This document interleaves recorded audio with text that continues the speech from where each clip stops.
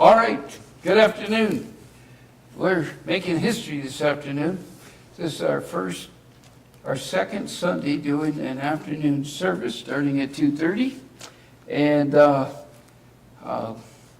everybody got here early so they found a seat all right. And that's cool. Anyway, so we're live. We're doing the second half of our sermon that we started this morning. Love God with all your heart, soul, and mind. All right, point number, we did 4 points this morning, so we're on point number 5. Don't be cynical. Don't be cynical. I'd like to give you an illustration. They did, if you put big fish and little fish in the same tank, the big fish will eat the little fish.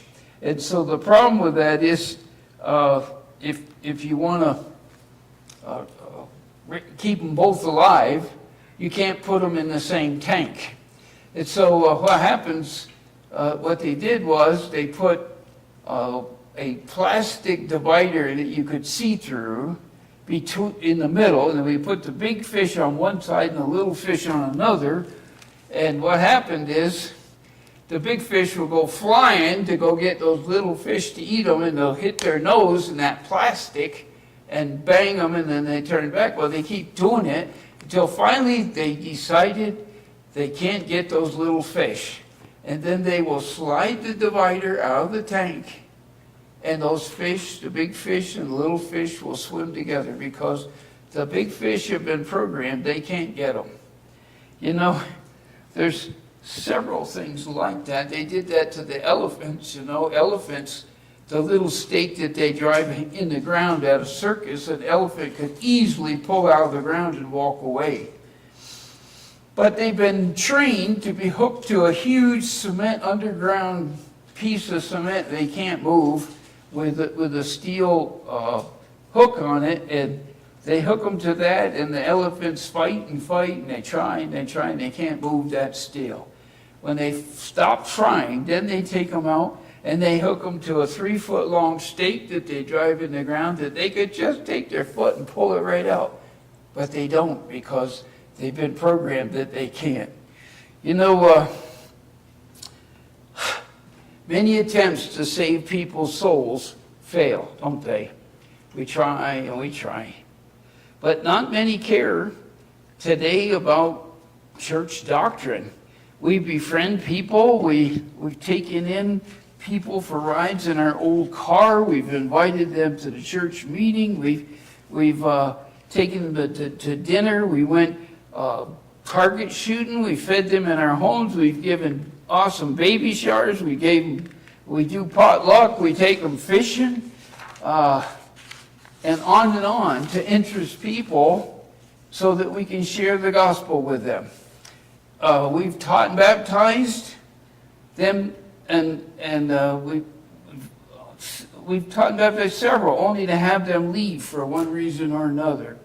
We've had several families come and leave because we don't have kids. We've had at least 2 families leave because the wife is unhappy about something. I taught and baptized a couple, then in no time they're gone for different reasons. 2 different families had the husband teach our Sunday school morning class for a year, then leave without even telling us why.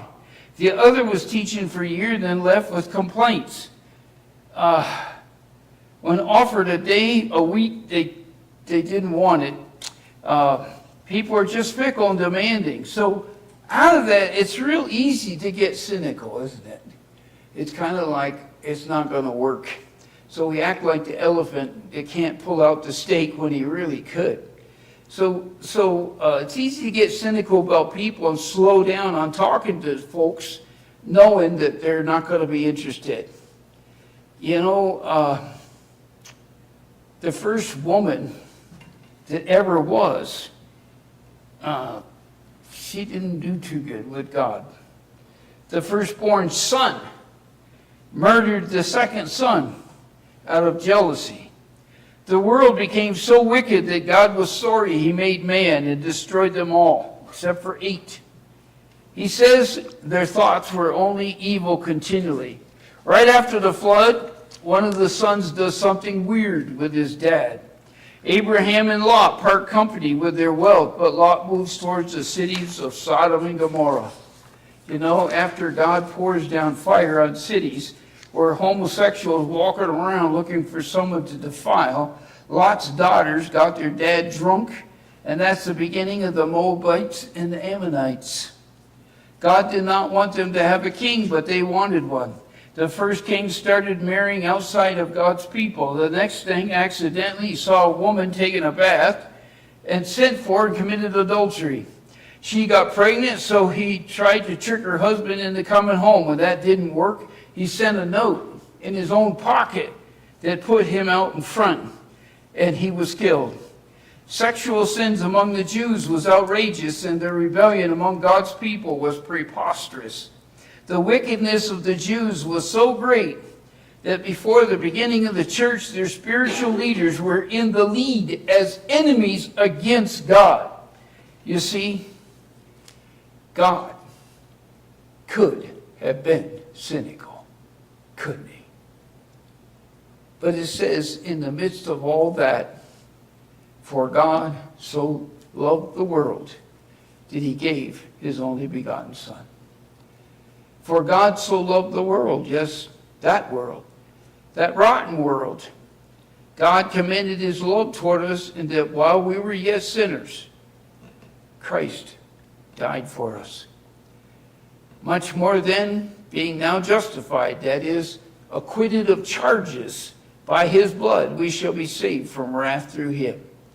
For if when we were reconciled, that means to be received into favor to God, by the death of his Son, much more, being reconciled, we shall be saved by his life. So, in conclusion of what I have put together, the idea that you have to love God with all your heart, with all your soul. We gave some examples of various people, like the Boffmans in Lagos, Nigeria, and the Smiths that went over. We told about a young man that went to an island that I didn't know existed, by the way, but it does, and it's still there. Natives won't have anybody come, but he went to give his life, and did give his life. They killed him with bows and arrows because he wanted to share the good news of Christ. Then this Graham Stuart Staines was burned to death with his two boys, 10 and 6, in India, because he worked with people to carry the gospel. We talked about Mary Magdalene and her great love for the Lord. And we talked about Paul, that he didn't count his life dear unto him. And then we shared with you the fact that what happens to people when people love God. When people love God, it changes their attitude. When people quit reading the Bible, their attitude changes. And they come up with all kinds of crazy conclusions. Yes. Then we talked about, thirdly, a bad night of fishing, when Jesus gave such a great illustration to professional fishermen who fished all night, caught nothing, said, pick up your net from that side, put it on the other side of the boat, and their nets were full and breaking. Jesus used that time as a time to challenge Peter that he needed to go talk to people, and he needed to be out there teaching the gospel of Jesus Christ. We talked about the fact that anybody but me, that Moses just thought what God had in mind was great, as long as somebody else did it. We talked about Jeremiah. We talked about King Saul. We talked about Jonah. And then lastly, this last session, we talked about don't be cynical. If anybody could have gotten cynical, it would have been Jesus himself, wouldn't it? Think about that. It's easy to get cynical and slow down on talking to folks, knowing they're not interested. Isn't that pretty easy to do? And in conclusion, I want to say, Jesus did not get cynical, but rather in the midst of a history of mankind being bad and making poor choices, says God loved the world and he gave his own Son. So, as I share this with you today, this second part of this afternoon. We need to love God with all of our heart, with all of our soul, and with all of our mind. Thank you.